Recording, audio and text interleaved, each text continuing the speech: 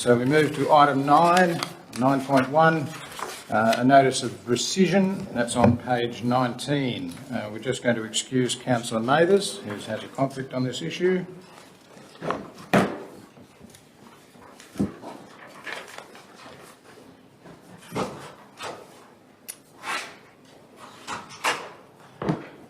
So, the rescission motion stands in the name of Councillor Weyrich, and the motion is that the resolution 230120, titled Notice of Urgent Business Rescission Motion, Proposed Micro Abattoir at Barham, that was passed at the meeting of 28 January 2020 be rescinded, that the resolution 230120 be moved into open council, that Council not be the lead applicant for the funding for the proposed micro abattoir at Barham, that Council not be the project manager for the proposed Barham Micro Abattoir, that Council not agree to the ownership of the Barham Micro Abattoir project upon completion, and that Council does not receive any further report in relation to this project.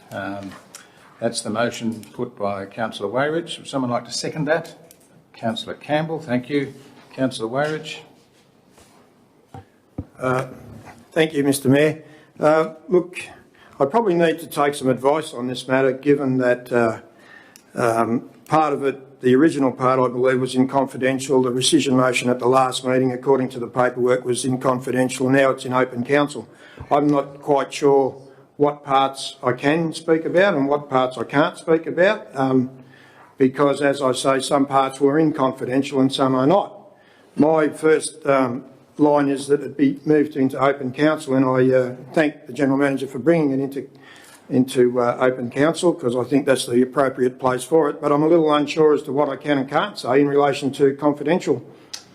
Councillor Weyrich, the resolution of the previous council meeting actually came into open council with the background reports, which do contain significant amounts of commercial information around operations, etc., that is retained in confidential. So it's so the stuff that should remain in confidential, of course, is the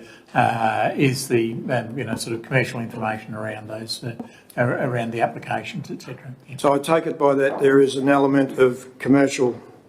There's a commercial element involved in this? Commercial element in some of the information that was provided as background information, yeah.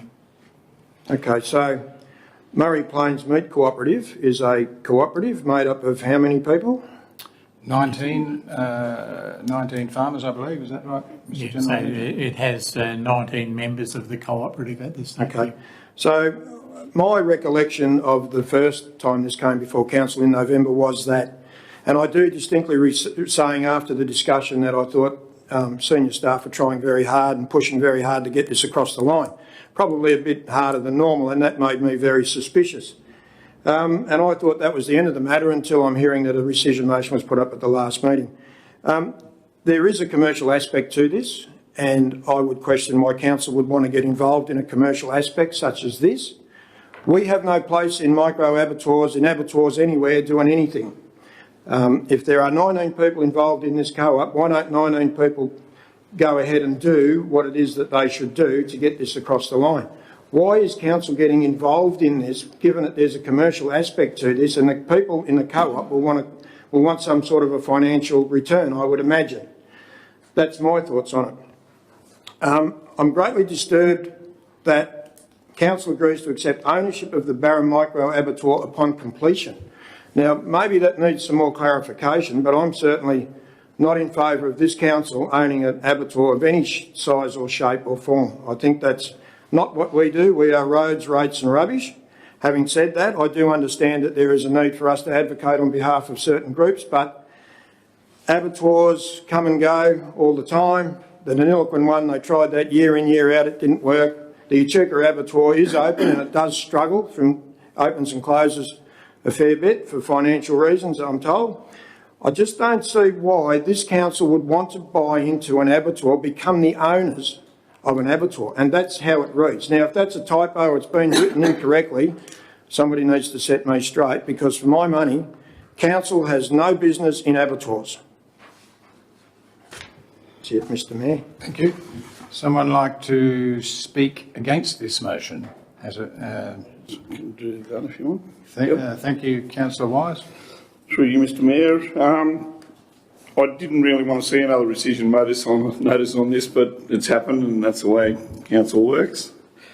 So really it's been good for me because I was able to probably do a little bit more homework. So I spoke to the director of Tablelands Meats and Micro Abattoirs in Canowindra. He gave me about half an hour of his time, which was very good of him. It's been open since 2012, employs 6 to 11 staff. The owner is a meat inspector himself, so he has some knowledge of the meat industry. He was very open with that. Kills all species, quail, ducks, turkeys, the same as this abattoirs would do. They started out they were killing lambs and goats and things that size, and then they eventually moved to a new building and they now kill cattle. So they kill everything. They kill and process and pack and bone all products on the premises, which the one over in Barham wouldn't do. From what I can imagine at the moment, they're just talking about killing only, and that's probably a lot simpler way of running it, but eventually I see that as being part of the growth of that business will grow into that really quickly when they'll have to offer that boning service. Certainly, totally agree with you on abattoirs, Tom. Totally. Seen it all. Know exactly the history like you do. And you're dead right on everything except one thing. This isn't actually an abattoirs that spends an enormous amount of money on buying meat in on the hoof and turning it over. And that's been the problem where those sort of abattoirs, they're union run, they're very expensive on a daily basis, maybe costs up to 20 grand a day just to keep the doors wide open. Whereas from Steve, I got that it was basically like $1,000 a day, which I don't consider very big or a big cost to meat. They make their own hams, bacon, smoked duck and everything on their site. And they also have virtually no waste. They have a waste pit that they add sawdust to and make it into a product that's saleable for potty mixers and things like that. So they sell all the bones, all the offal. They're very, very good operators and they've been going since 2012. So it's one single entity guy. He does say that the cost of setting it up to him was a lot cheaper, but he may have done the basic simple stuff and not been so, out there with his operation. So I really do believe that 19 people is a community thing. It's not like, I know you say co-op and I get that, and I'm not into a single entity like starting up a business for you or me or Nikki or whoever else. And doing that for them just to see them make money out of it. I see it as a community thing where they're carting their stock to Benalla. It's a huge distance. This is not going to be cheap to them. It's going to be a lot dearer. The cost, he gave me some indications. To kill a lamb was $25 in a normal ab today. To kill a lamb at his ab's $42. So they can charge more. It's that abattoirs only operates for the domestic market, and it's doing very, very well. So I see it as sort of being a place where Moolameen needs to grow, and it brings people in with stock into the town. They spend money in the supermarket. They bring mum with them. They might spend money there in the supermarket, or they'll go to the club or have a meal there, buy fuel. So it's growth for the town. I see it as being growth. And I think that we have to shoot outside the square a little bit as councillors. I think this is a good time to do it right now. So I think it's a good idea. And that's why I changed my tack and went away from thinking straight abattoirs that spends multi-millions of dollars buying stock and has an enormous amount of inventory to control, whereas I reckon that I could run this business on my own. As just the director, I could run it, and I think they could too. They certainly need one of the main people in the place to be a meat inspector, and I'd prefer that the director was a meat inspector, but it's their job, their call, and they have to go from there. So I think it's a great opportunity. Thank you. Councillor Campbell, I think you're next. Yep, how does that work? Press your button. Press it so it's red. Yeah. Still on the red? Press it when it. Yeah, Press, yeah, no, press it that's again right. when you're finished. When you finish. Oh, righto. Yeah, I totally support Councillor Warich in this, and the first document I go to is the Drought Community Fund that was put to Council earlier, and on page 52, ineligible expenditure, it says, and I quote, purchases of land, building vehicles or mobile capital equipment. Purchases of land is what concerns me when you see the next report we got to council that was voted down, because that is mentioned in there, and I don't want to go too far on the commercial interest, because while we're spending public funds on a venture that's, I just liken it to the sports rorts, that we can't come clean on everything that's in these documentation to support our argument on why we shouldn't be in it. I totally support the micro abattoir as a venture, but I don't support council funds, ratepayers funds, taxpayer funds. I know it's coming from the federal government, this Drought Communities Program grant, but anything that's funded with grant money should be in the public arena, and there should be transparency in all areas of it. So purchases of land, if you read the next report, makes a direct reflection, and the cost in there is a reflection of the funding that this co-op originally came for. And I take on board Councillor Wise's comments and his information regarding the micro abattoir, which I don't believe was funded by his local council, and what people do commercially in their private business, good on them, and they're to be applauded, but they're not coming to council and using ratepayers funds, and it's in Barham, not Moolameen, I believe. Plus, the connection to council far outweighs the benefit of passing any Carlton United Breweries test, because it really smells. The other thing in here, you can get on Facebook and look up the Micro Abattoir group and see all their things, which is seems fantastic if it wasn't any of our money in it. And I see here on Nayrung Farms, where you talk about micro abattoirs, on the 1st of April 2019, there's a post here from Nayrung Farms that says the micro abattoir project we are involved in is progressing. It's a glimmer of hope in what is otherwise a pretty bleak business at the moment. So whether things are successful or not, if you're using your own money in a commercial business, that's everyone's business. But I'd like council to be aware before they vote that in Casino, in the Northern Rivers Council, there has been councils that operated abattoirs that existed until 2000, but they forgot to mention in there they all went broke, from the information I believe, that they've all operated at a loss. Casino Northern Rivers, I think, still operates at a loss, but that can easily be checked. Gunnedah closed. It was in the process of being dismantled before it got burnt down for whatever reason, I don't know. So to say abattoirs, even micro abattoirs, if you're running a commercial business, that's fine. Totally applaud it. But when you're using ratepayers funds, or and you say it's not ratepayers funds if it's coming from the feds or anywhere else, well, inadvertently it's taxpayers funds, and we're all taxpayers, so it is our money. So I find that we're backing a commercial operation, and I didn't realise that council were in the process of backing commercial businesses. And I also totally reject how this motion was brought back to council on a rescission motion. That first of all, in council, there was no warning of this council to other councillors. There was a select group of councillors that knew about it. It was signed here on the day, I believe, before it came to council. It gave none of us time to prepare, like Councillor Wise said. When they were asked a question on it, they were rudely told that it was in the business papers, which it wasn't. We had no notice of this coming before council.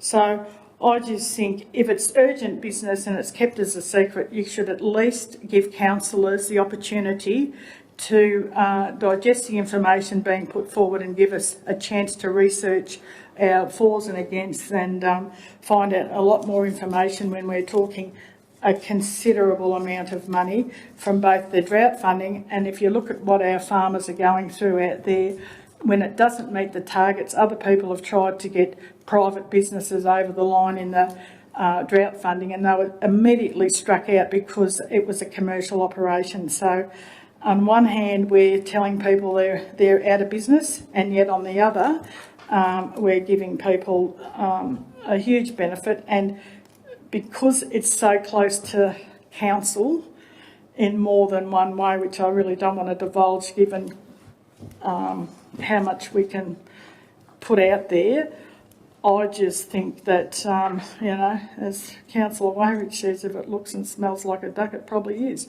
So I just didn't like how it was brought to council, and I find something really wrong about this, and I can show anyone in confidential the documents I have here that I just think there's a bit of smoke and mirrors. I'm not happy about it, and that's an understatement. Thank you, Councillor Campbell. Councillor Gorey.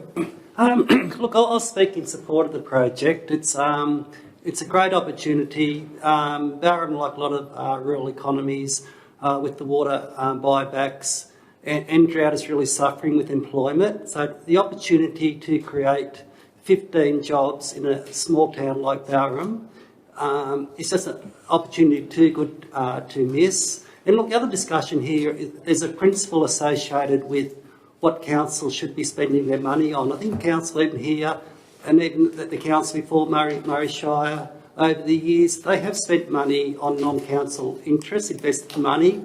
They do it to encourage population growth. They do it to encourage jobs. So we're not talking about something new here.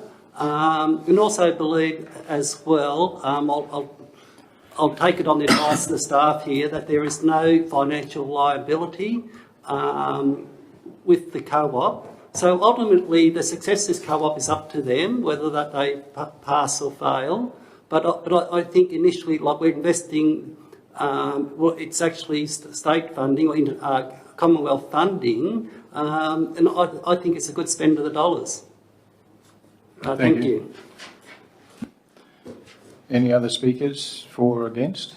Councillor Wayrich, you have the opportunity to address any issues raised during that debate. Thank you, Mr Mayor. The question of ownership has not been answered, I don't believe, and it quite clearly states here to accept ownership of the Barham Micro Abattoir upon completion. Can someone explain that to me? Mr Harvey, would you like to address that issue? Thank you, Mr Mayor. One thing I would say... Thank you, Mr Mayor, for the opportunity to respond. Thank you, Councillor Wayrich. The project and the proposal went to Council was for Council to be the lead applicant for funding. And I have to say that the funds through which applications have been made for funding for this project indicate that the project meets the criteria. Therefore, if any other council had to apply for funding in a similar situation, then they too the project would meet the criteria. In terms of ownership of the facility at the end, when we started out on this journey, we started out because 19 businesses in Barham and district were at risk because they couldn't find suitable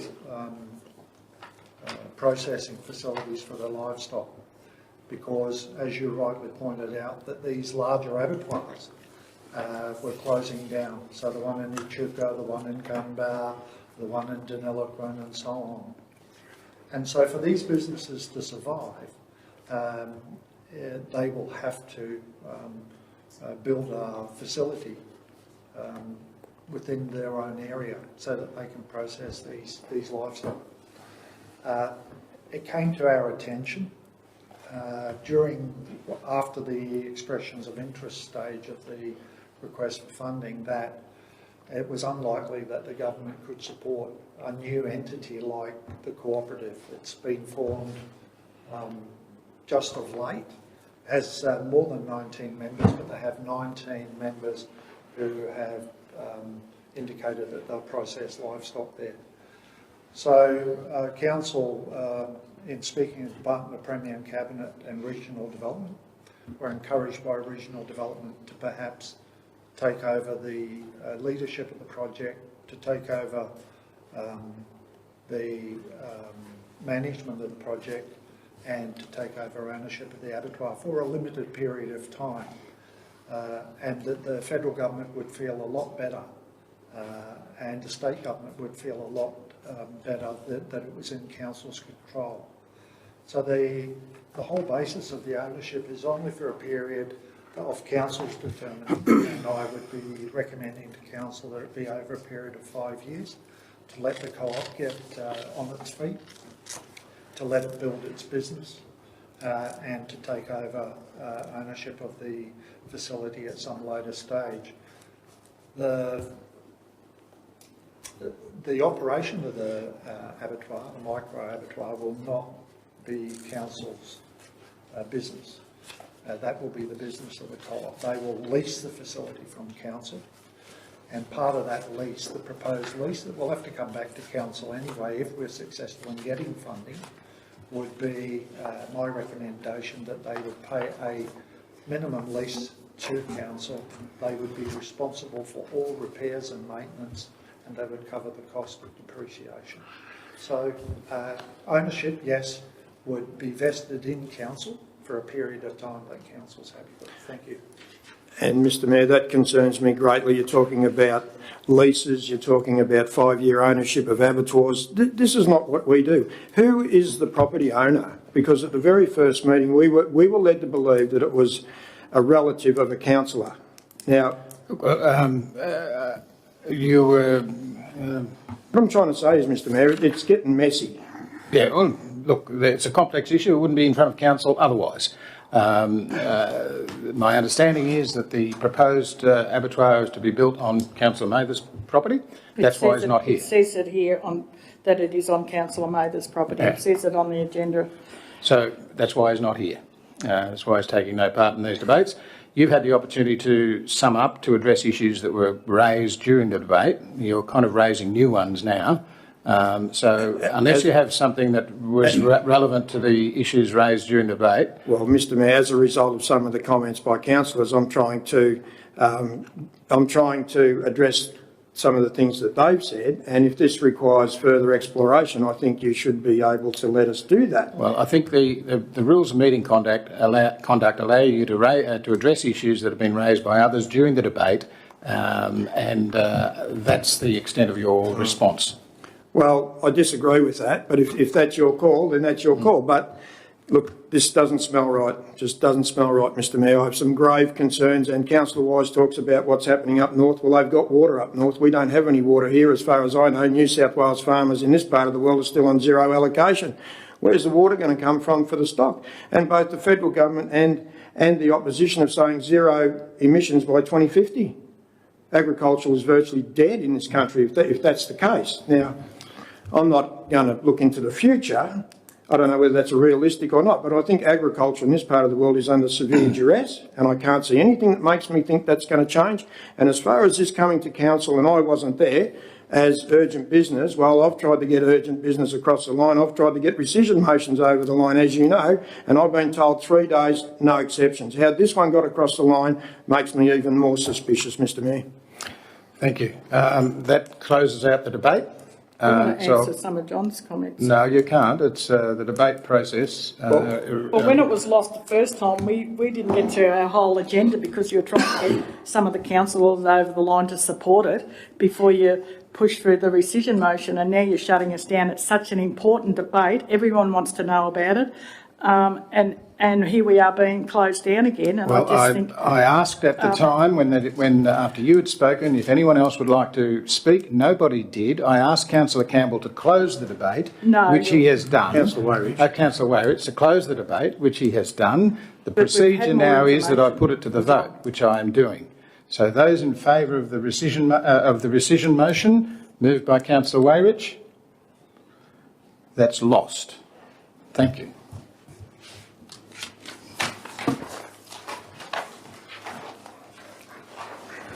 I'll move on to item 10.1. General Manager's report and supplementary matters. Oh, yes, Councillor Mathers, yes.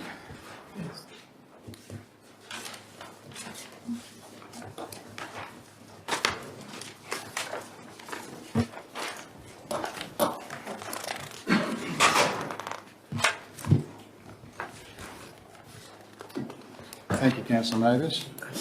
We'll move on to the General Manager's report and supplementary matters. 10.1 relates to the resolution